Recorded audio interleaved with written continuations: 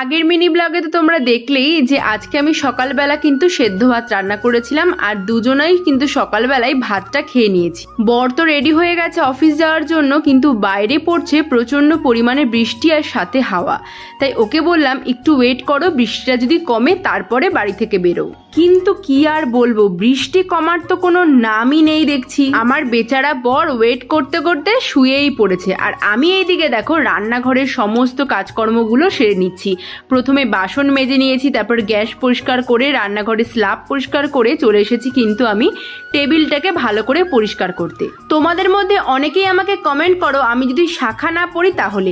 আসলে মাঝে মাঝে কি হয়, শাখাটা প্রচণ্ড পরিমাণে নোংরা হয়ে যায়, তখন আমি খুলে রাখি, তখন আর নোংরা জিনিস হাতে পড়তে আমার একদমই ভালো লাগে না। তাই ওটাকে ভালো করে পরিষ্কার করে নিয়েছি আজকে লেবু দিয়ে আর সার্ফ দিয়ে। বাইরে কিন্তু প্রচণ্ড পরিমাণে বৃষ্টি হচ্ছে, তাই দুপুরে দুজনের জন্য বানালাম পাস্তা।